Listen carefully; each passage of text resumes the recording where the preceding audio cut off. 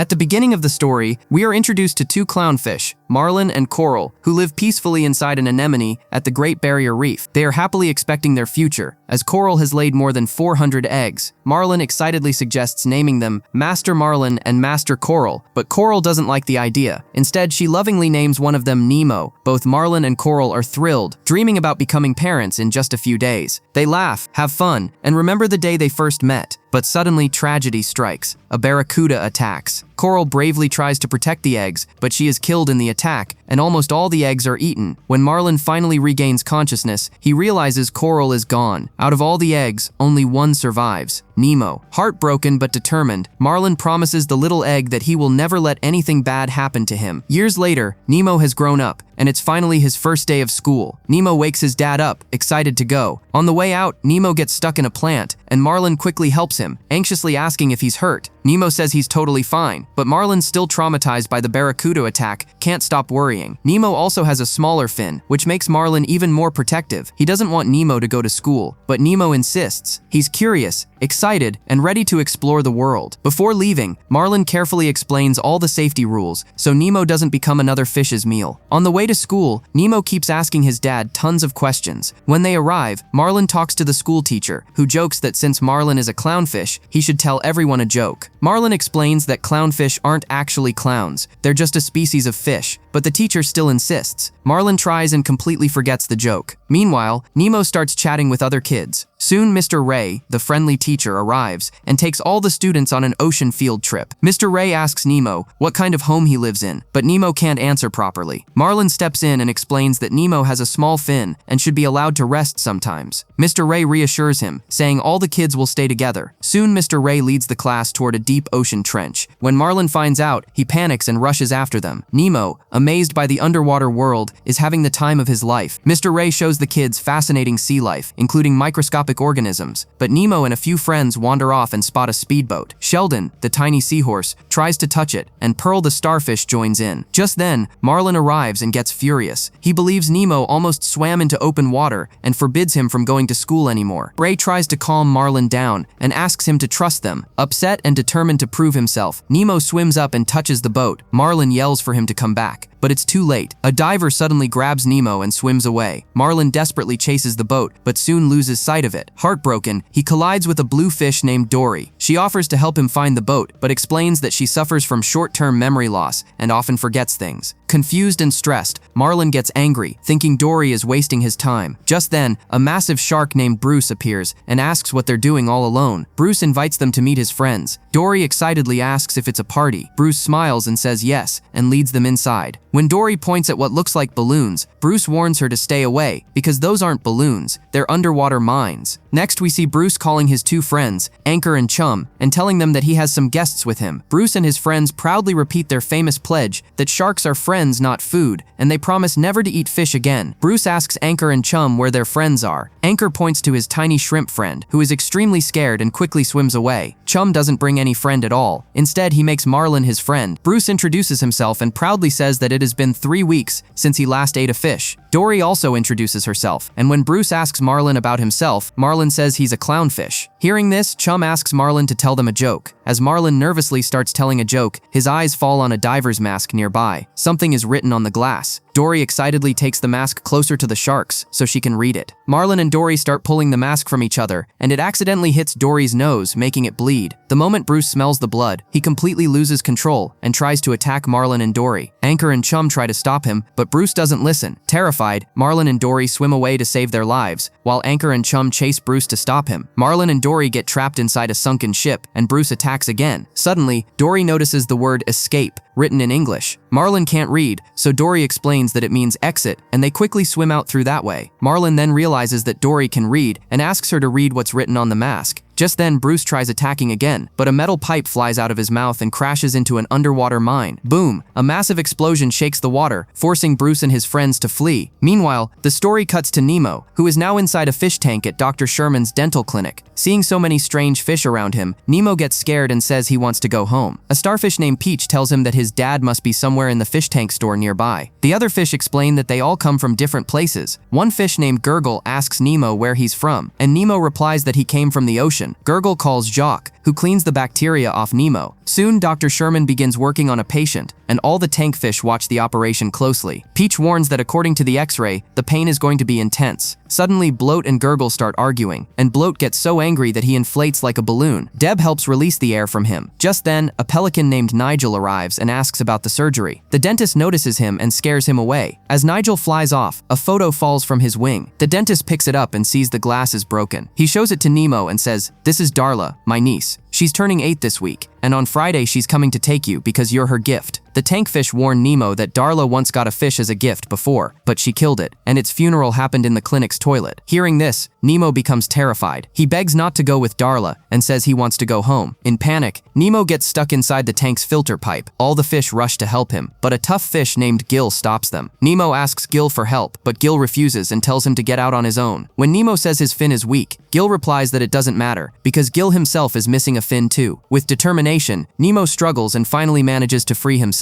At the same time, Marlin and Dory regain consciousness inside the diver's mask, which is stuck in a sunken boat. Suddenly, the boat shifts and crashes into another rock, coming to a stop, but the diver's mask slips and falls into a dark underwater trench. Dory quickly grabs Marlin's fin and pulls him down into the deep. It's completely dark and they can't see anything. After swimming a little further, they notice a small glowing light. Thinking it might be something helpful, they swim toward it. But that light belongs to a terrifying anglerfish, which immediately attacks them. Marlin and Dory panic and start swimming for their lives. During the chase, Marlin spots the diver's mask again. Dory tries to read what's written on it, but before she can finish, the anglerfish attacks once more. While trying to escape, the anglerfish accidentally gets stuck inside the mask. Once they're safe, Marlin asks Dory what the mask said. Surprisingly, even though Dory usually forgets everything, she clearly remembers the words, "Per Sherman, 42 Wallaby Way, Sydney." Meanwhile, back at the fish tank, Nemo is asleep when Jock wakes him up. Bloat announces dramatically that Nemo has been summoned to the top of Mount Wanawakalugi, the mighty volcano, to become a member of the tank gang. Bloat tells Nemo he must cross the volcano. All the tankfish cheer loudly. Nemo bravely completes the challenge, and Gil proudly names him Sharkbait. Gil declares that Nemo is now one of them, and that they will not hand Nemo over to Darla. Gil then explains his escape plan. Since Nemo is the smallest, he can swim into the filter and jam a rock into the spinning fan. Once the filter stops, the tank will get dirty. The dentist will then remove all the fish, placing them into separate plastic bags to clean the tank. That's when Nemo can roll out the window, cross the street, and return safely to the ocean, freeing everyone. Nemo agrees and prepares himself for the mission. Back in the ocean, Marlin and Dory continue their journey. Marlin notices a school of fish swimming in perfect circles. He tries talking to them, but they ignore him and swim away. Frustrated, Marlin tells Dory that he doesn't want to travel with her anymore. Dory feels hurt and upset. Just then, the school of fish returns and asks Dory if Marlin is bothering her. Before Marlin can explain, the fish begin forming different shapes, playfully mocking him. Annoyed, Marlin swims away. Dory asks the fish about P. Sherman, 42 Wallaby Way, Sydney. The fish reply that they know the place, but first, they must pass through the EAC. The fish create arrows and shapes to guide them. Marlin thanks them, and they swim off. Before leaving, the fish warn Dory, "When you exit the tunnel, go through the middle, not over the top." Dory promises she'll remember, but the moment they see the tunnel, she forgets. Marlin decides they should swim over the top instead. Suddenly, Dory notices a baby jellyfish and touches it, getting stung. As Marlin pulls the sting out, they realize they're surrounded by hundreds of jellyfish. Dory starts bouncing across them, and Marlin turns it into a game. Only touch the tops of the jellyfish, and whoever exits first wins. Marlin makes it out, but Dory gets trapped. Marlin rushes back and saves her, but soon after, both of them pass out. Back at the tank, Nemo and Gil talk quietly. When the dentist leaves for the bathroom, it's time to act. Nemo swims into the filter. Gil hands him a rock and tells him to jam it into the fan. Nemo tries, but fails. Gil encourages him to try again. This time, Nemo succeeds and blocks the fan. He starts swimming back out through the tube, but suddenly, the rock slips free. The filter turns back on, and Nemo gets stuck inside the tube. Seeing this, Gil risks everything. He jams tools into the tube and manages to pull Nemo out just in time. Meanwhile, Marlin wakes up lying on the back of a giant sea turtle. The turtle gently wakes him up and introduces himself with a chill smile. Name's Crush Dude. Marlin tells Crush that they need to reach the East Australian Current, also known as the EAC, a powerful ocean current. Crush laughs and tells him, "Dude, you're already in it." Crush and his turtle friends begin surfing through the current at high speed. Crush asks Marlin what he's doing out there, and Marlin explains that he and Dory are trying to reach Sydney to rescue his son. Suddenly, Marlin realizes Dory isn't with him and asks where she is. Crush points down below. Dory is passed out, sleeping on a turtle's shell. When Marlin swims over to her, Dory suddenly wakes up and starts playing with the baby turtles. Crush's son Squirt shows up and starts chatting with Marlin. Soon, dozens of baby turtles gather around, happily playing with with him. Marlin finally shares his story that divers took his son Nemo away. The baby turtles spread the story across the ocean, and soon every sea creature knows about Marlin's bravery. Before long, the story reaches Nigel the pelican. Back at the fish tank, Nemo is feeling depressed after failing to stop the filter. Just then, Nigel crashes into the window. The noise alerts the dentist, who opens the window but sees nothing and walks away, leaving it open. Nigel flies inside and tells Nemo the incredible news. His father is searching for him. Gil tells Nemo that Marlin even fought a shark, but Nemo doesn't believe it. That's when Nigel says his name out loud, Marlin, and tells Nemo that he's on his way to Sydney. Hearing this, Nemo realizes the truth. Marlin is his dad. Nigel then tells Nemo the full story of Marlin's dangerous journey. Nemo is overjoyed and runs back to the filter, ready to try again. This time, Nemo successfully jams the filter with a rock. Gil orders all the fish to help dirty up the tank. Gil reminds them that Darla will arrive in 48 hours. Meanwhile, Marlin and Dory are still riding the current with Crush. Crush tells them it's time to exit the EAC. Marlin points at a swirling whirlpool and asks if that's the way out. Crush says they'll need a partner. Without hesitation, Dory chooses Marlin, and Squirt gives them a strong push from behind. Marlin and Dory are launched out of the current. Crush waves goodbye and tells them the way to Sydney. Just keep going straight. Marlin and Dory swim straight for a long time. Eventually, Marlin realizes they're not actually going straight. They're swimming in circles. Dory suggests asking someone for directions. Just then, they spot a giant whale. Dory explains to the whale that Marlin's son Nemo was taken by divers, and they need to reach Sydney to save him. The whale doesn't respond, so Dory starts imitating whale sounds. Suddenly, the whale swims away, then comes back from behind and swallows both of them whole. Back at the clinic, Nemo and the other fish wait nervously. The dentist arrives and notices the tank is extremely dirty. He tells his assistant to cancel the next morning's appointment. He wants to clean the tank before Darla arrives. Hearing this, Nemo feels hopeful.